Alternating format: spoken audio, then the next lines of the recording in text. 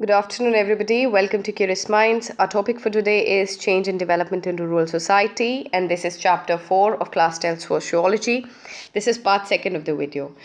Now, before we start, very first is we are really sorry. We apologize for uploading this video very late as compared to what we initially told you guys.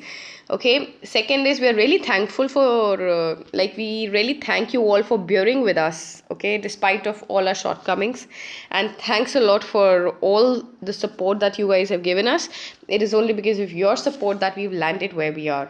Okay, so without any further ado, let's start with the topic. Very first thing is the Green Revolution and its social consequences. Now, let's understand what the Green Revolution was. Now, it was a government program of agricultural modernization, right? It was largely funded by international agencies, and that was based on providing high yielding variety HYV seeds or hybrid seeds along with pesticides, fertilizers, and other inputs to the farmers. So, how do you explain Green Revolution? HYV seeds, pesticides, fertilizers, assured irrigation, remember. They were introduced only in areas that had irrigation. Why? Because the new seeds, they needed a lot of water. So that is why they were introduced in such areas only. They were mainly targeted at wheat and rice growing areas. Now this is also very important. And what were these areas? Let's understand. Punjab, Western UP, coastal Andhra Pradesh, and parts of Tamil Nadu. Okay, so these were the areas that received the first wave of Green Revolution package. Okay, so let's understand what it was. HYV seeds, pesticides, fertilizers, irrigation. Areas were Punjab, Western UP, coastal Andhra Pradesh, Tamil Nadu, and it was mainly targeted at wheat and rice growing areas. So let's move further and understand. See, very first thing is we have to understand the negative aspects. See, there are positive aspects also. You all know the positive aspects of it, because we did not have enough food grains for the people in the country, so we introduced it, and we became sufficient also. It led to huge increase in both rice and wheat, but there were some negative aspects to it also. So let's understand what these were. The Green Revolution, it was considered as a major achievement. Okay, I already told you. However, there were certain negative social effects that were pointed out by sociologists who study the Green Revolution areas as well as adverse environmental impacts. Now let's understand what were the negative aspects of it. You guys all know, no, that it was a positive achievement, it was a major achievement, but let's understand why was it a negative one too. Now, Green Revolution, GR is Green Revolution. Don't use short forms in the paper, okay? Just remember. Green Revolution was primarily the medium and large farmers who were able to benefit from new technology.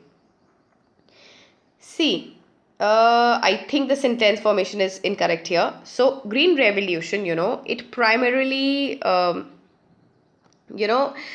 happened was it put medium and large farmers at an advantage because they were the ones who were able to benefit from the new technology.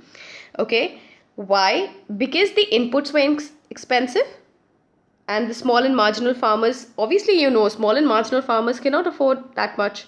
Okay, so large farmers were the ones who benefited from it. It was the farmers who were able to produce a surplus for the market that reaped most of the benefits of Green Revolution and commercialization of agriculture. See, पहले क्या था? You had to be sufficient in whatever subsistence agriculture. Sufficient, like whatever you grow, you should grow enough so that you are able to fulfill your own needs. But what happened was with Green Revolution, with good inputs, with better inputs, what happened was farmers were they started producing surplus for the market. Now, who could produce surplus? Only those who could invest in the inputs.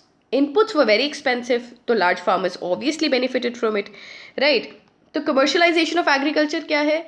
Once, see, if you are eating only let's take it as if you are eating 10 grains, okay, let's put it like this. If you're eating, your daily requirement is 10 grains. So what will you do if you are you're producing 50 grains? 10 you will eat, 40 is surplus, 40 you will sell. Okay, so that is commercialization of agriculture. So whatever you produce, you're going to sell. Obviously you're going to get benefits. You are a large you're a large farmer, you have good money, you will have good inputs, obviously you're going to have great surplus, and that is going to affect you. So who is suffering here? Marginal farmers are suffering, small farmers are suffering. So let's move on further and understand that thus in the first phase of green revolution, which is in the 1960s and the 70s, the introduction of new technology seemed to be increasing inequalities in rural society. I already told you who are the beneficiaries. They are the large and the medium farmers. Who are the non-beneficiaries? They are the small and the marginal farmers. Okay. Green revolution crops were highly profitable, mainly because they yielded more produce. Profitable क्यों होंगे? Obviously ज़्यादा input है, ज़्यादा produce है, तो farmers, well to do farmers who had access to land, capital, technology and obviously the know how of it, ठीक है, and those who could invest in new seeds and fertilisers, obviously they could increase their production and get good money. However, in many cases it led to the displacement of tenant cultivators. अब see, जो चीज़ imagine कि there are certain things that you are doing, okay, let's understand that there are certain things that two people are doing, okay. Now I get a machine for doing things that those people were doing first.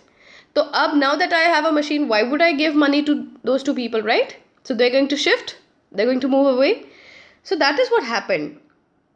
Okay, so this led to displacement of tenant cultivators. For landowners began to take back land from their tenants and cultivate it directly, क्योंकि उन्होंने directly cultivate का मतलब है machines use करके, mechanisation of agriculture. Okay, तो why? Because profitable हो रहा है. Obviously you would not like to give profits, you would not like to give away your profits ऐसे ही. तो this made the rich farmers better and landless and marginal holders को क्या हुआ? उनकी condition और ज़्यादा worsen हो गई. So in addition, the introduction of machinery such as tillers, tractors, threshers, harvesters in areas such as Punjab, parts of Madhya Pradesh, ये सब आने शुरू हो गए. I already told you with increase in mechanisation क्या होगा? डिस्प्लेसमेंट होगी service caste groups की. सर्विस कास्ट ग्रुप्स कौन से हैं? Who used to carry out these agricultural related activities. और इससे क्या हुआ? रूरल अर्बन माइग्रेशन होनी स्टार्ट हो गई. Obviously when you have machines, I already told you, if two people are doing a job, I get a machine that does the same job as two people. Why would I pay money to those two people? I would want the machine to do the work, right? Because उससे मेरा profit increase होगा ना. So this is what you have to understand here, right? So let's move on further and understand that the ultimate outcome of green revolution was a process of differentiation in which the rich grew richer and many of the poor stagnated or grew poorer. See, this is very important. ये जो disparity है ना, inequality जो है, it increased. ये जो gap है, it increased, okay? It should be noted that employment and wages for agricultural workers did increase in many areas because the demand for labor increased. अब हुआ क्या है? There were certain areas जहाँ पे wages and employment increase हुई है. कैसे? You'll have machines, you'll need somebody to kind of work out the machines also. कि कोई machines पे भी काम करेगा ना, तो उसके लिए आप क्या कीजिएगा? उसके लिए there were certain workers जहाँ पे उनको employment मिली भी है. There were certain places. Moreover, rising prices and a shift in the mode of payment of agricultural workers from payment in kind to cash actually worsened the economic conditions of most rural workers. So let's understand. What happened was, ये जो rising prices हैं, और पहले क्या होता था, payment grain में होती थी, अब वो कैश में होनी शुरू हो गई. तो इससे क्या हुआ? रूरल वर्कर्स की जो हालात थे वो काफ़ी ख़राब हो गए. In most of green revolution areas farmers जो थे, they shifted from multi crop system to the monocrop regime. Let's understand what it meant, okay, and इससे फ़ायदा हुआ है या नुकसान? Let's understand it. Whether was it advantageous और disadvantageous? Very first thing. See, if you have multi-crop, let's say I have four crops which I grow on a land, right? If one of those is spoiled, I'll actually gain money with the rest of the three. Do you understand? Now, second example, let's take I just grow one crop in the entire land. And let's say, like, just for instance, and the monsoon did not come, like as scheduled, and the entire crop failed. So what will happen? I will go into loss. My entire land, like entire thing I cultivated, will go into shutters. Okay. So what happened? In market-oriented cultivation, especially where a single crop is grown, fall in prices or a bad crop can spell financial ruin for the farmers. I might have invested all the input in the world, but monsoon is erratic, right? There are many things that nature gives us. If it does not give us at a proper time, what will happen? I would have, financially ruined. So that is why multi-crop regime is much better than a monocrop regime. But as I already told you, rice and wheat were the main crops. So farmers started growing those only with the HYV variety that was given, high yielding variety seeds that were given to the farmers. Understanding? So let's move further. Now, the second phase is currently being introduced in the dry and semi-arid regions of India. First were the irrigated areas, right? In these areas, there has been significant shift from dry to wet cultivation, along with changes in the cropping pattern and types of crop grown. Okay. See, there is this shift you see, dry to wet cultivation. See, let's understand. Whenever, like we all might belong to different areas, whenever you start, farming, okay, you should know what are the potential crops that could have grown there. Okay. तो अगर आप dry region में rice या sugar cane जैसे कुछ crops रखेंगे, what will happen? Like try growing rice in a dry area. What will happen? It will not grow, and you will use lots of water. Even if you have water, even if the government provides you with water, what will happen? You are going to overuse it, right? So हुआ क्या है? Increasing commercialization and dependence on the market in these areas has increased rather than reduced livelihood insecurity, because as farmers who once grew food for consumption now depend on market for incomes. Now let's understand. Okay, let's take for instance, we'll take an exotic fruit. Let's say one day somebody tells you kiwi is very beneficial for you.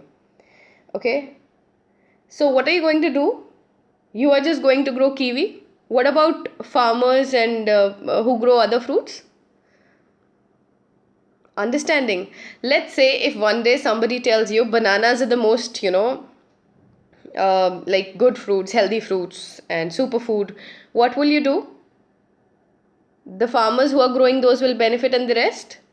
So what happens is, farmers who basically grew food for consumption, now they dependent on market for incomes. So economics में you already, you must have read about it कि जो demand है ना, market में जो demand है ना, उसी से ही डिमांड पे ही सप्लाई चलती है. So whatever the market demanded, farmers had to supply. Okay, so this is where everything went down the drain.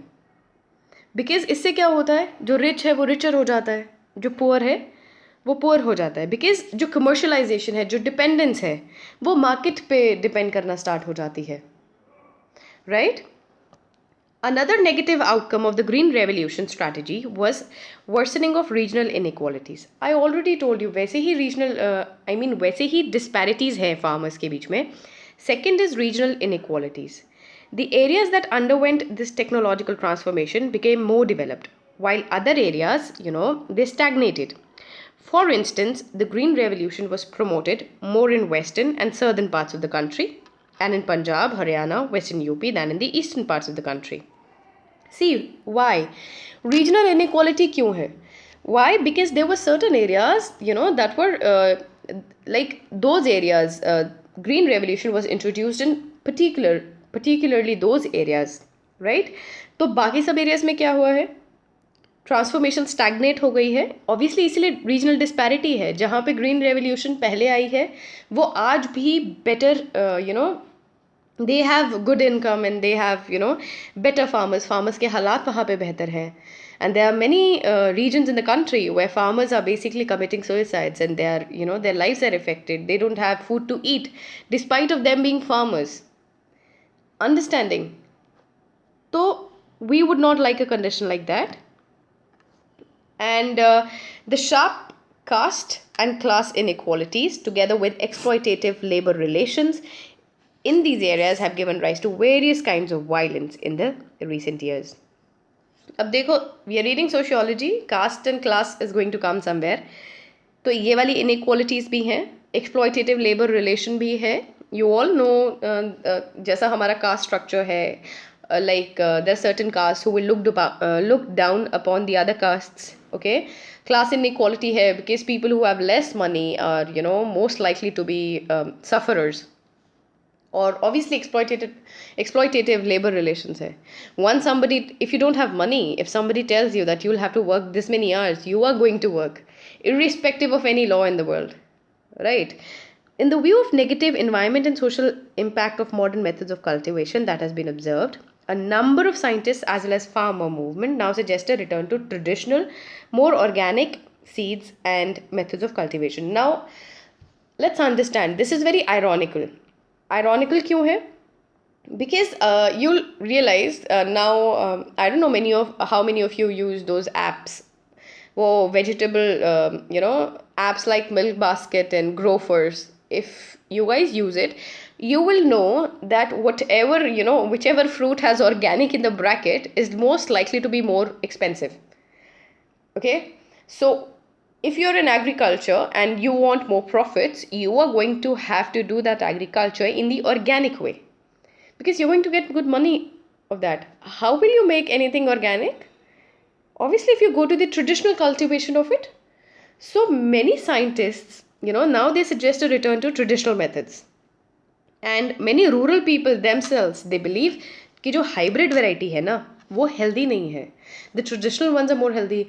Remember your parents telling the things they ate were far more healthier than what we people eat? So this is the same thing. Let's move on further. Transformations in rural society after independence. अभी क्या हुआ है rural society में independence के बाद? Very first, there has been an increase in the use of agricultural labor as cultivation became more intensive. See, now let's understand. आपको लग रहा होगा कि मैं दोनों चीज़ें बोल रही हूँ. An increase in the use of agricultural labor, मतलब agricultural labor increase भी हुआ है and decrease भी हुआ है. Let's understand what I meant when I said both these things, okay? पहली बात, when I said if two people do the same work and one machine does the same work, I would like the machine to do the work, right? यहाँ पे agricultural ये जो laborers हैं इनकी job गई है. अब मशीन आ गई है. अब मशीन को चलाने के लिए I will need somebody. तो वहाँ पे फिर से लेबर की इनपुट है, राइट? तो जो लेबर की इनपुट है वो क्यों है? But there is this difference, ठीक है? मुझे लेबर की इनपुट चाहिए क्योंकि मुझे मशीन चलानी है. पहली वाली लेबर ये क्यों नहीं कर पाएगी? क्योंकि वो लेबर स्किल्ड नहीं है. Understanding, you will need skilled labour for intensive cultivation, क्योंकि वहाँ पे मैकेनाइजेशन हो चुकी है. There was this shift of payment in kind to payment in cash. पहले grains में दिया जाता था और फिर cash में दिए जाने लगा. A loosening of traditional bonds या hereditary relationships between farmers or landowners and agricultural workers, जो bonded labor होता था. And there was this rise of the class of free wage laborers. कि now they could work anywhere in the country, right? So these were some of the changes. Here 3 changes are mentioned. Let's move further and understand. The change in the nature of relationships between landlords and agricultural workers, okay, was described by sociologist Jan Bremen as shift from patronage to exploitation market. Let's understand. Initially क्या होता था? जो landlords होते थे most probably dominant castes और जो agricultural workers होते थे most probably लो कास्ट्स. पहले ये लोग काम करते थे लाइक पेट्रोनेज पे एज पेट्रन्स, थोड़ा सा खाना भी देख लेंगे उनका, लाइक आर्टिसंस इन ये सब लोग काम करते हैं एज पेट्रन्स. उसके बाद क्या होने लगा, why are they calling it a change towards exploitation? Because अब जो है लैंडलॉर्ड को फ़ायदा चाहिए, वो इनपुट्स देने को तैयार है बट उसे फ़ायदा चाहिए. फ़ायदे के लिए obviously you will need to exploit whatever you have in hand, whether it be machinery or people, right? The transformation in labor relations is regarded as indicative of transition to capitalist agriculture. तो ये change इसको capitalist agriculture की तरफ shift भी बोलते हैं, because the capitalist mode of production is based on separation of workers from the means of production and the use of free veg labour. ठीक है, तो मतलब लेट्स अंडरस्टैंड पहले क्या होता था. Imagine yourself a farmer and you are growing wheat, okay? So that's your wheat, okay? And you're going to sell it. So you'll keep something for your house and you'll sell the rest of it. Let's take 10% you will keep for your house and rest 90% you're going to sell it in the market, right? That's your wheat. Now let's understand. I am this large farmer and I have employed you. I've given you machines. So you might grow 200% of what was grown earlier, but that's not your wheat. Okay, that's not your wheat. So आपने जो produce किया है, it is not yours. You'll get your share of, whatever share the farmer gives you. वो maybe he gives you something in grain also, but mostly in cash. तो आप उस cash से जाके चाहे वही grain खरीद ले market में. Understanding there is this separation of workers from means of production. You have no idea, the land is not yours, okay? The whatever you produce is not yours, you're just helping in it. Okay, I hope you're understanding it, guys. If you're not understanding, please write it in the comment section, and I hope you do. Okay, let's move further. The process of transformation in the rural economy in fact began during colonial period. Okay, अब ये कैसे हुआ है? You all know how it changed. हमने systems पढ़े हैं, ज़मींदारी system, रयौतवाड़ी system, Mahalwari system, right?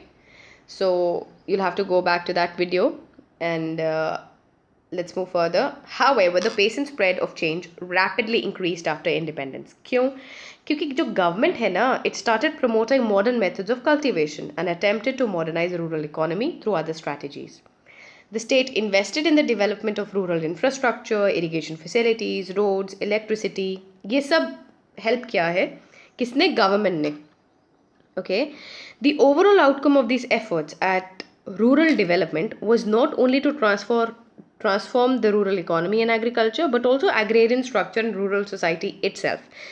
So the government has worked towards rural development. How? Like it started promoting modern methods of cultivation and irrigation facilities, roads, electricity, right? So in several agriculturally rich areas such as coastal Andhra, western UP, central Gujarat, ये जो farmers थे, well-to-do farmers, जो dominant caste को belong भी करते थे, उन्होंने क्या किया? They began investing their profits from agriculture into other types of business. तो diversification हो गया है. Okay? The process of diversification gave rise to new entrepreneurial groups, right? That moved out of rural areas and into growing towns of these developing regions, right? Giving rise to new regional elites that became economically as well as politically dominant. You have to understand what I mean here. देखिए, now once you let's understand this ways, okay? I am a well-to-do farmer and I belong to dominant caste. I have invested, profits from agriculture. Like basically I am invested in agriculture. I have gained lots of profit. अब उस profit का मैं क्या करूँगी? Obviously I am going to invest in other areas which I think are equally important and maybe could also give me, huge profits. तो अब मैंने दूसरे areas में भी venture करना start कर दिया है. तो इसका क्या मतलब है? Process of diversification हो गई है. तो उससे भी मुझे प्रॉफिट आ रहा है. तो अब मैं regional elite, I am economically also dominant, I am politically also dominant. Towns might grow, and because अब मेरा जो दायरा है वो एग्रीकल्चर से बाहर जा चुका है. Maybe I move out of town. Understanding. So this is how you understand agriculture. Thus, in areas of rapid agriculture development, there has been a consolidation of old landed or cultivating groups who have transformed themselves into dynamic, entrepreneurial, rural urban dominant class. Understand how it is? But in other regions such as eastern UP है, बिहार है, effective landforms थे ही नहीं, lack था उनका, political mobilisation नहीं थी, redistributive measures अच्छे नहीं थे. ओके, तो जो एग्रेरियन स्ट्रक्चर था वो वैसे ही रहा, एंड जो कंडीशंस थी दे वर नॉट गुड. सो आप देख रहे हो कि there are two sides of the same coin. Like one is the western UP and the eastern UP. You can take for example one which benefited from it, one which did not benefit from it, right? So let's move further. In contrast, there were such states such as Kerala. They've undergone a different process of development. For example, political mobilization, redistributive measures अच्छे थे, external economy से इनको link किया गया, for example Gulf countries से, and they brought about a substantial transformation of the rural countryside, right? Far from the rural being primarily agrarian, the rural in Kerala is a mixed economy that integrates some agriculture with a wide network of retail sales, services. Large number of families are dependent on remittances from abroad. Let's understand how Kerala benefited. See, एक process of development is totally different. Kerala में भी political mobilization हुई, redistributive measures हुए, but इसने external economy को link कर दिया, like Gulf countries. लोग वहाँ पे जाने लगे, ठीक है, और रिटेल सेल्स सर्विसेज बहुत अच्छी चलने लगी. एंड आज the many people, the many families who get their remittances from there, क्योंकि वहाँ पे उनके लोग काम कर रहे हैं, right? So you have to understand how agriculture works. This is the last slide of the video for today. I hope you understand it. If you're not understanding it, please write to us in the comment section. We haven't been able to reply you in the for about 15 days. We are really sorry. We apologize for it. But we are looking forward to all your comments, and I am sure we are going to reply as soon as possible, maybe in a day or two. Thanks a lot. Stay home, stay safe, and do study hard. Thank you.